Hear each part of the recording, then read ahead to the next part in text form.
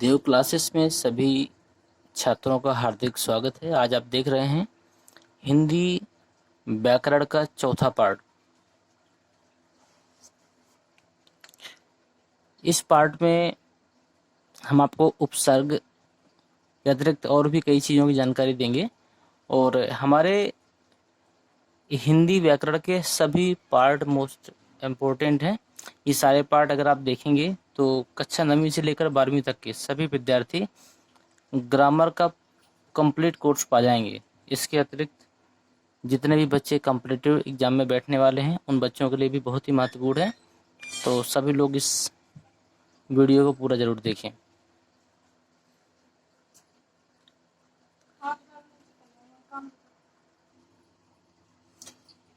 इस पार्ट में आप देखेंगे उपसर्ग के बारे में। उपसर्ग किसे कहते हैं? जो सार्थक शब्दों से, मतलब जो किसी शब्दों से पहले जुड़कर उसके अर्थ को बदल दे, वो क्या कहलाते हैं? उपसर्ग कहलाते हैं। इसकी परिभाषा ऐसी होगी, जो सार्थक शब्दों से पहले जुड़कर उसके अर्थ को बदल देते हैं या फिर उसकी विशेषता को प्रकट करते हैं, ऐसे शब्दों को उपसर्ग कहते हैं। इसके 3 भेद होते हैं। संस्कृत में भी उपसर्ग होते हैं, हिंदी में भी होते हैं, फारसी में भी होते हैं।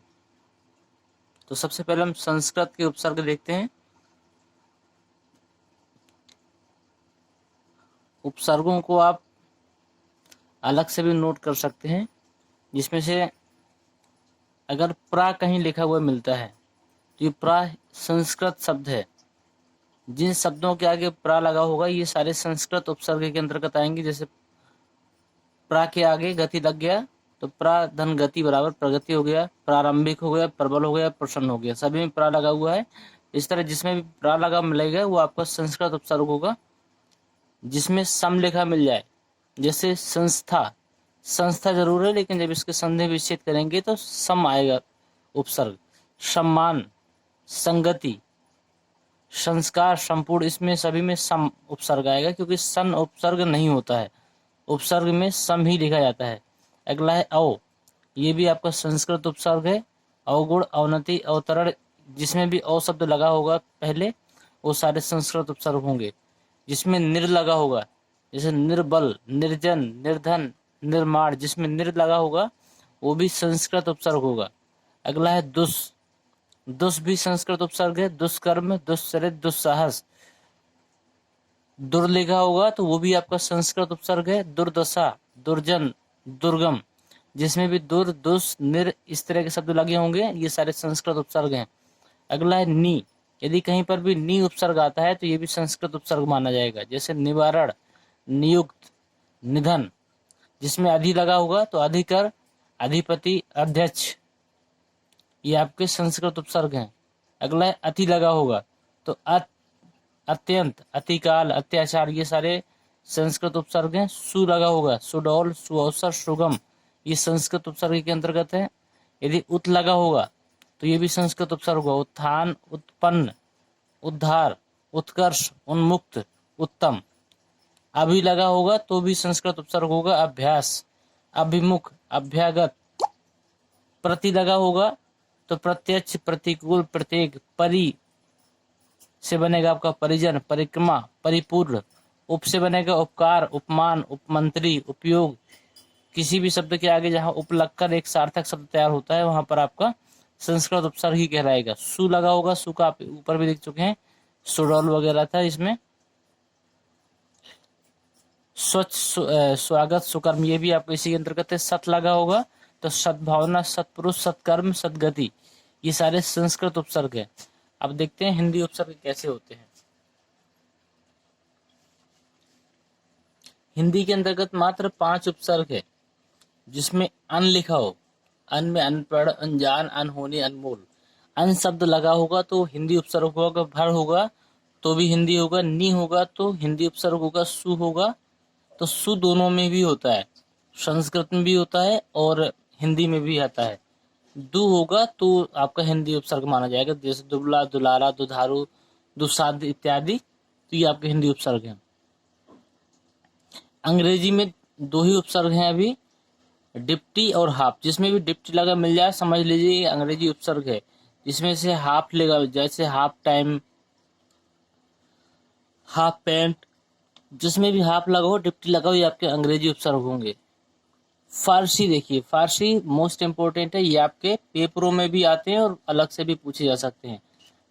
जैसे कमसिन, कम वक्त, कमजोर, कम हिम्मत, ये सारे आपके फारसी शब्द हैं।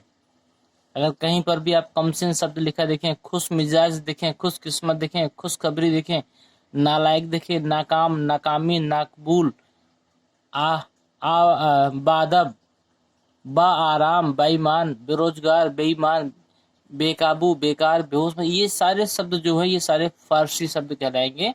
तो फारसी शब्दों को याद करने का सिर्फ एक तरीका है कि आप इनके उपसर्गों को याद कर लें। जैसे कम, खुश, ना, बा, बे, बद, शर, हम, हर, इस तरह इसको याद करना है कि अगर आपको सिर्फ यही शब्द याद हैं आगे के उपसर्ग, तो अभी आपको फारसी शब्द याद रहेंगे।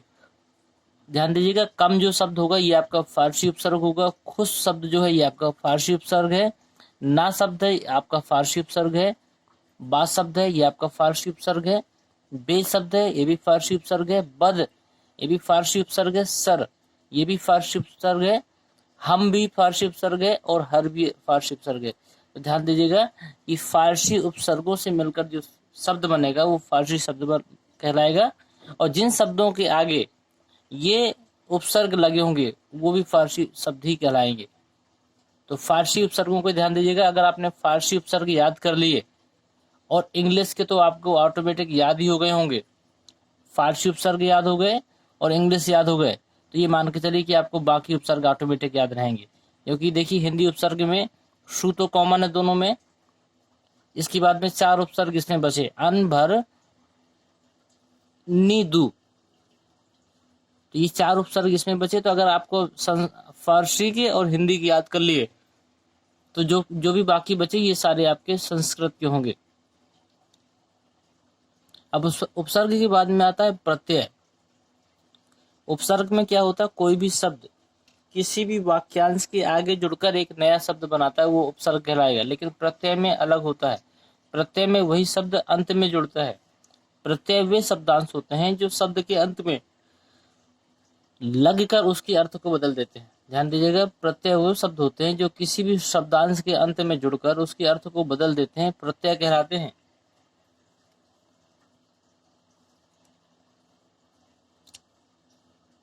प्रत्यय के 3 भाग होते हैं। सबसे पहला है कृत प्रत्यय। अगर आप में से किसी ने भी अभी तक वीडियो को लाइक और सब्सक्राइब नहीं किया है तो कृपया लाइक और सब्सक्राइब जरूर कर दें, क्योंकि ये व्याकरण आपके पूरे हिंदी को कंप्लीट करने वाली है और इसके अतिरिक्त आपको कुछ भी और पढ़ने की आवश्यकता नहीं, क्योंकि हम सब कुछ आपको बताएंगे व्याकरण में।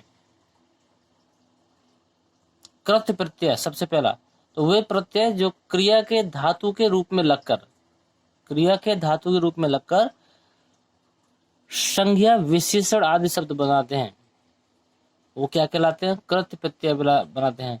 प्रत्यय जैसे हार, होनहार, पालनहार, खेपनहार, देखिए अंत में जुड़े हुए हैं। ये शब्द कैसे कहलाएंगे, ये आपके कहलाएंगे प्रत्यय कहलाएंगे, और इन्हें कृत प्रत्यय भी कहते हैं। जैसे ऊ, खाऊ, चलाऊ, बेकाऊ। अन्न देखिए झाड़न, ढक्कन, बेलन। आई में देखिए लड़ाई, चढ़ाई, कमाई, खिलाई। आवा में देखिए भुलावा, छलावा, पछतावा, दिखावा। अंत में देखिए भिड़ंत, घड़ंत। ये जो शब्द है ये सारे आपके अंत में जोड़कर तैयार हुए, तो ये सब क्या कहलाएंगे, प्रत्यय कहलाएंगे। ध्यान दीजिएगा कि जब किसी भी शब्दांश के आगे शब्द जुड़ता है कोई, तो वहां पर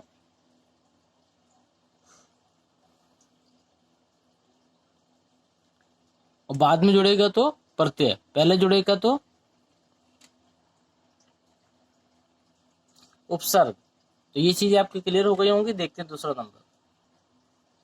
दूसरा देखिए तद्धित प्रत्यय है वे प्रत्यय जो क्रिया के अंत में शब्दों जैसे संज्ञा, विशेषण, अव्यय आदि की बात बनाते हैं। इसमें देखिए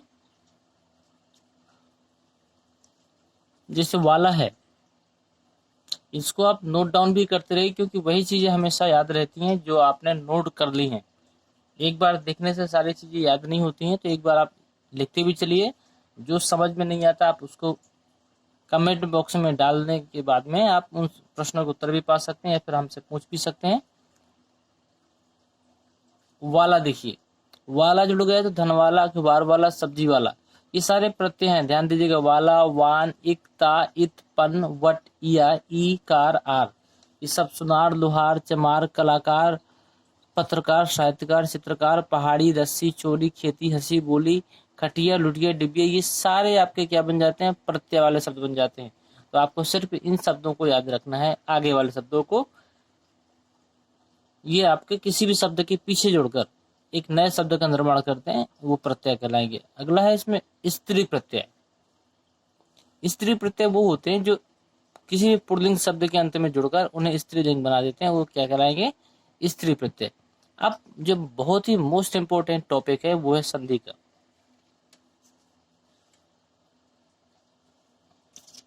जो अभी भी वीडियो देख रहे हैं उसमें से 80% स्टूडेंट अभी भी संधि के चैप्टर से परिचित तो होंगे, लेकिन आपको 100 में 100% आप संधि को करके नहीं दिखा पाएंगे। लेकिन हम यहाँ संधि के तीनों भेद बताएंगे, इसके अतिरिक्त हम संधि को बनाने का तरीका भी बताएंगे, और जो भी संधि के साथ आपके कंफ्यूजन आज तक थे वो सारे इसमें दूर हो जाएंगे। तो देखिए संधि क्या कहते हैं। संधि तो एक शब्द जोड़ को कहते हैं। जब कहीं पे हम योग देखते हैं तो आपकी संधि कहलाता है। जैसे क्या है, अति समीप आए हुए, अति समीप आए हुए दो वर्णों को मिलाने से, वर्णों को जो मिलाने का मतलब योग हो गया, दो वर्णों को मिलाने से जो परिवर्तन होता है, ये जो शब्द बनता है, उस स्थान को या उस जगह को संधि कहते हैं। इसकी परिभाषा आप याद कर सकते हैं। अति समीप आए हुए दो वर्णों को मिलाने से जो परिवर्तन होता है उसे संधि कहते हैं। इसके जो भेद होते हैं वो होते हैं 3।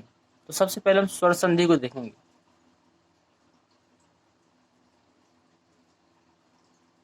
स्वरों का स्वरों के साथ मेल होने पर, ध्यान दीजिएगा, स्वरों का स्वरों के साथ मेल होने पर स्वरों में परिवर्तन होता है। यहाँ पर सारी बात स्वरों की हो रही, स्वर संधि में स्वरों का स्वरों के साथ मेल होने पर स्वरों में परिवर्तन होता है, वहां पर क्या होती है, स्वर संधि होती है। मुझे उम्मीद है कि अब आपको स्वर संधि नहीं भूलेगा।